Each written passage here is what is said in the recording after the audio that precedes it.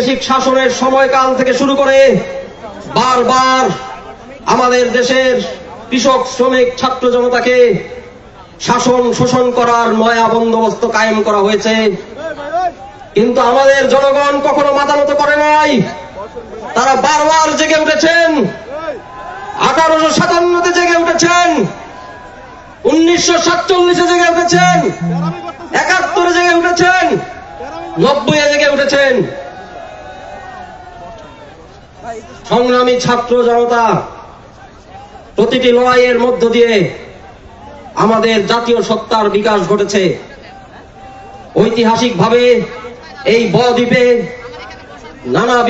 সারা বিশ্ব থেকে নানা মতের, নানা পথের, ধর্ম, বর্ণ, গোত্রের মানুষ এসে মিলিত হয়েছে।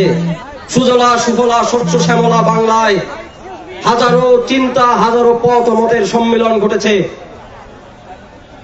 সারা বিশ্বের কাছে অর্থনৈতিক সমৃদ্ধি, সাংস্কৃতিক বৈচিত্র্য এবং সম্প্রীতিময় সমাজের এক উদাহরণ এই পূর্ববঙ্গ। এই জন্যই বারবার এই অঞ্চলের উপরে বৈদেশিক পাশবিক শক্তির লোলুপ দৃষ্টি পড়েছে। আমরা ব্রিটিশ শাসন মোকাবেলা করেছি, আমরা বিদেশি পশ্চিমা পাকিস্তানি শাসন মোকাবেলা করেছি, তারপর আমরা এ দেশীয় ভাষায় কথা বলে এই দেশীয় মানুষের মতো দেখতে কিন্তু ওই বৈদেশিক শক্তির এজেন্টদের মোকাবেলাও করেছি।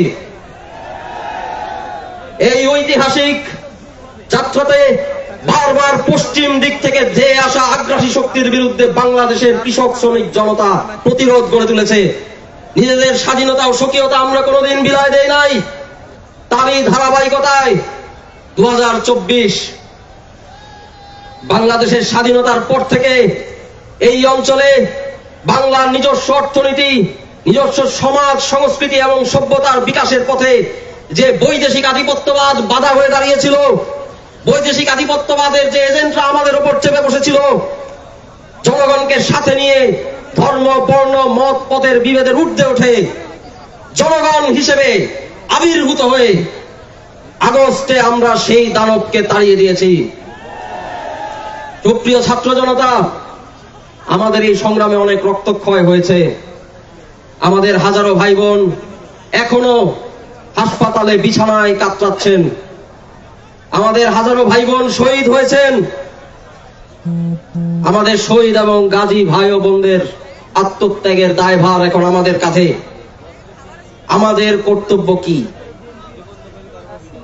বাংলাদেশে 2024-এর গণ অভ্যুত্থানের মধ্য দিয়ে জনগণের নতুন আশা আকাঙ্ক্ষা, রাজনৈতিক স্বপ্ন হাজির হয়েছে।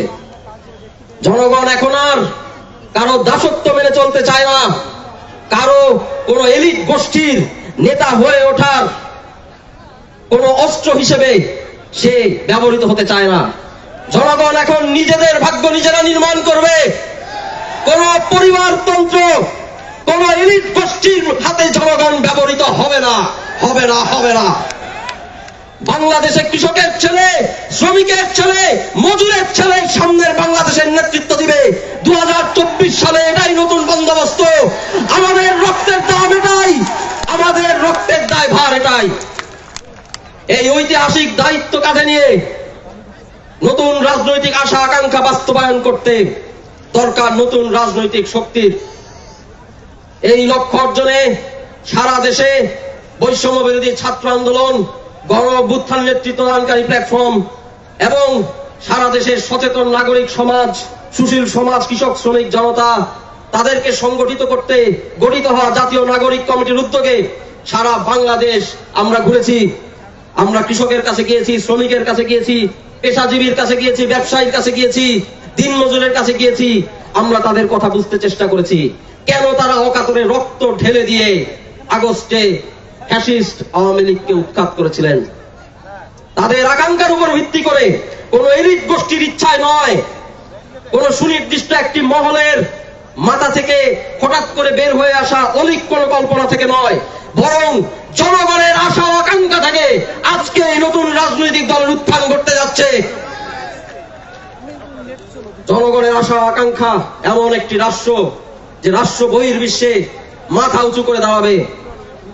আমাদের দেশের ছাত্ররা আমাদের দেশের ছাত্র জনতা সারা বিশ্বে প্রযুক্তির দিক থেকে, ব্যবসা বাণিজ্যের দিক থেকে, অর্থনীতিতে নেতৃত্ব দেবেন। সস্তা শ্রমের একটা বাজার হিসেবে, মনুষ্য জীবনের একটা বাজার হিসেবে বাংলাদেশ ব্যবহৃত হবে না। বাংলাদেশের মানুষের শিক্ষা ও স্বাস্থ্যের অধিকার, তাদের বাসস্থানের অধিকার, মৌলিক অধিকার, মানবাধিকার, দেশে নিজের দেশে মানুষের মতো মানুষ হয়ে বাঁচবার অধিকার, এটুকুর জন্য আমাদের সংগ্রাম আমরা অবশ্যই চালিয়ে যাব। ৩রা আগস্ট যে এক দফা ঘোষিত হয়েছিল, নাহিদ ইসলাম তার মুখ থেকে ফ্যাসিবাদী বন্দোবস্তের বিলোপ এবং নয়া রাজনৈতিক বন্দোবস্ত, এই এক দফা শুনে ৩রা আগস্ট লাখ লাখ জনতা যারা মাঠে ছিলেন, এই এক দফাকে তারা অনুমোদন দিয়েছেন। নিজের তাজা রক্ত দিয়ে তারা ভোট দিয়েছেন, নিজের বুকের তাজা রক্ত লাল কালিতে তারা লিখে দিয়েছেন সামনের বাংলাদেশের রাজনীতি ফ্যাসিবাদী ব্যবস্থা বিলোপের রাজনীতি, নয়া রাজনৈতিক বন্দোবস্তের রাজনীতি।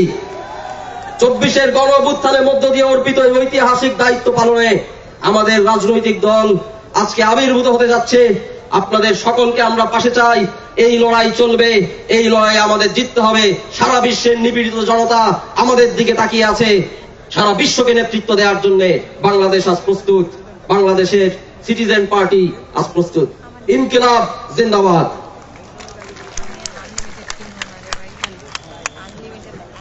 ধন্যবাদ আরিফ সোহেলকে। প্রিয় উপস্থিতি, আমরা জানি যে জুলাই গণ অভ্যুত্থানে নারীদের অবদান ছিল চোখে পড়ার মতো। নারীদের এই অগ্রগণ্য ভূমিকার কারণে আমরা দেখেছি আমাদের বৈষম্যবিরোধী ছাত্র আন্দোলন একসময় গণ অভ্যুত্থানের রূপ নেয়, এবং এই বৈষম্যবিরোধী ছাত্র আন্দোলনের যে গণ অভ্যুত্থান, সেই গণ অভ্যুত্থানের আমাদের নারী নেতৃবৃন্দের প্রতি আমরা আমাদের জায়গা থেকে সর্বাত্মক কৃতজ্ঞতা জ্ঞাপন করছি। প্রিয় উপস্থিতি, এই মুহূর্তে আপনাদের সামনে বক্তব্য রাখবেন বৈষম্যবিরোধী ছাত্র আন্দোলনের অন্যতম কেন্দ্রীয় সমন্বয়ক নুসরাত তাবাসসুম। বক্তব্য রাখছেন নুসরাত তাবাসসুম।